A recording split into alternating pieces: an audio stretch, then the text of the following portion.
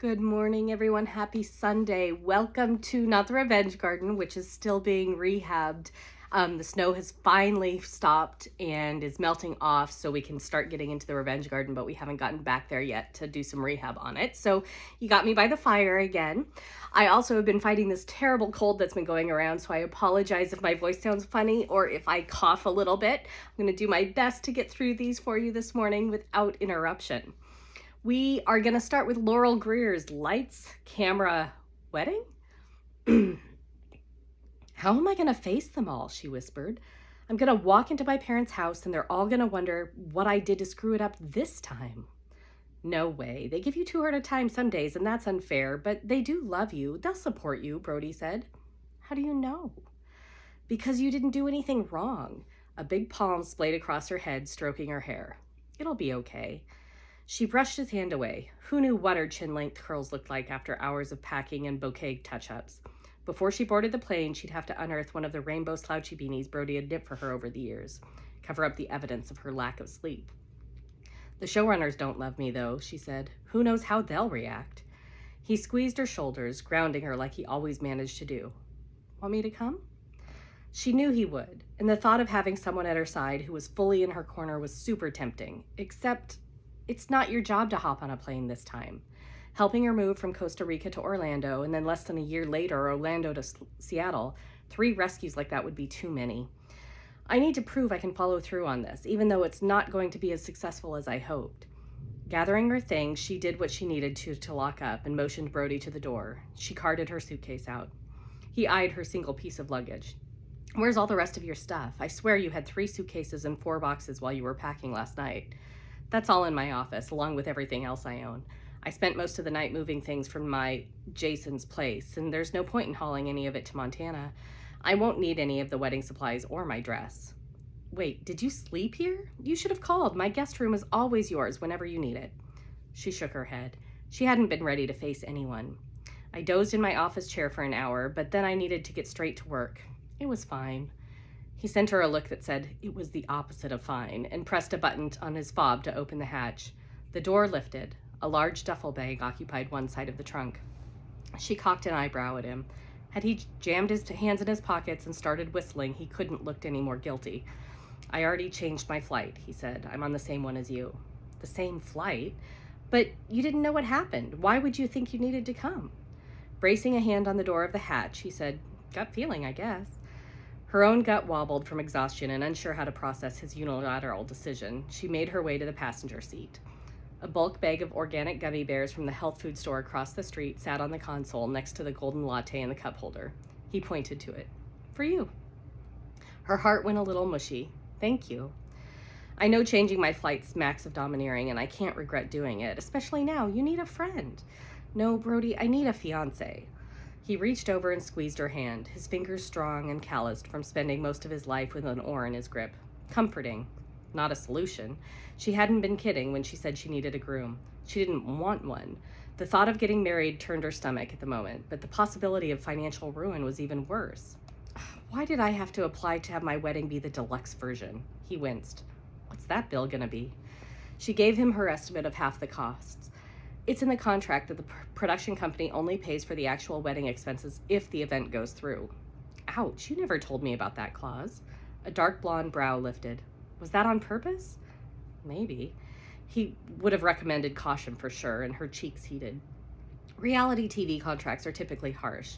We had an entertainment lawyer look at it, and it's not a standard inclusion, but it's not unheard of. I knew what I was taking on. His expression darkened. You weren't expecting Jason to bail on you. I'm not going to pretend I had a high opinion of him, but even I didn't think he'd do this. Ugh. If she could disappear into the leather passenger seat, she would. I really wish he'd gone through with the wedding so that he wasn't leaving me with my share of the bill. DIY I Do needs ultra-fancy romantic weddings. I'm not sure they care about what happens after the fact. Like you'd want to be around Jason right now. Another hand squeezed and a gentle smile. You would have been miserable, Sparks. She flinched. The nickname didn't feel right today. She was devoid of creativity, of solutions. I guess. It's beyond frustrating to be so close to the end and end up with a towering pile of manure. I bet. If this was a blockbuster rom-com, I'd hire an escort to stand in as my groom. She could see it put to film. Her inevitably cast as a manic pixie dreamy girl, showing up with her delicious Marvel superhero actor on her arm.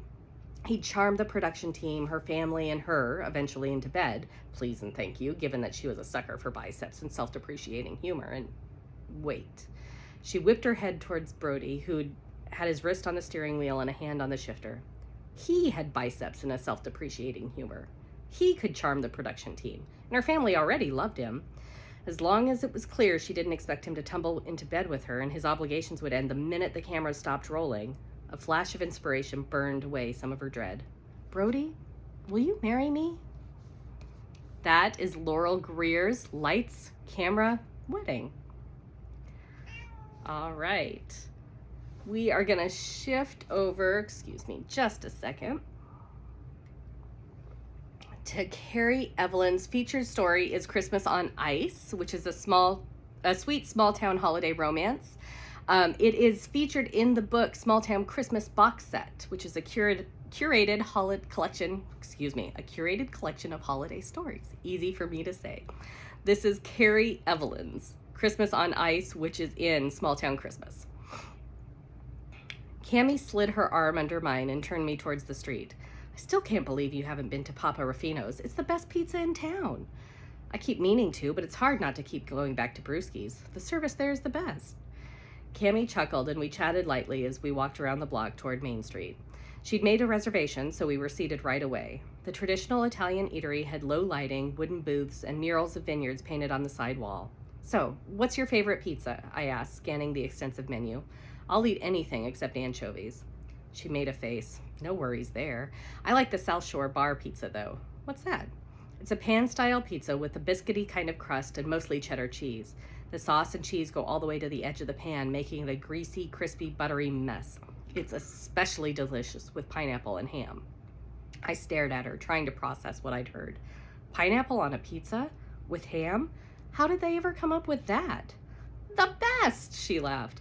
The owner's daughter-in-law is from the Boston area. It's a staple there. When she moved here last year, she missed it so much they added it to the menu. Okay, I guess I'll try it. Do you want to share a large pizza then? No can do. Bar pizza is personal style only. You up for taking a risk? I grinned and leaned back in the booth. I'm usually up for trying new things, and I do love challenges. And maybe I wanted to impress Cammie a bit. Okay, I wanted to impress Cammie a lot. She smiled back. We'll see. The pizza was so good I ate all of it and a quarter of Cammie's. I could tell she was pleased. I reached for the bill when it came, but she laid her hand on top of mine to stop me.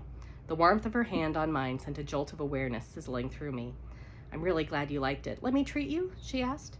I stared at her hand, still on mine, and sending sparks up my arm.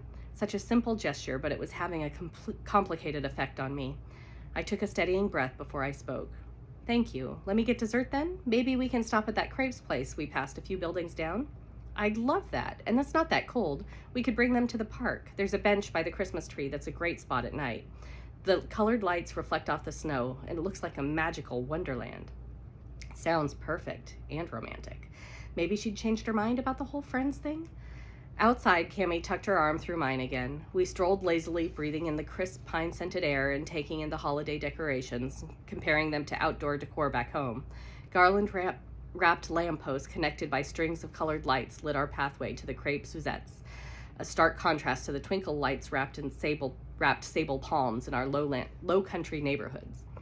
Soft tunes from the 1940s played on the outdoor speakers along our route, and I felt like I was on the set of an old Christmas movie. I loved having her on my arm, and I felt the absence of her closeness when we got out our crepes. The bistro folded them in a triangle for easy handling on the go. Try it before it gets cold, Cammie urged.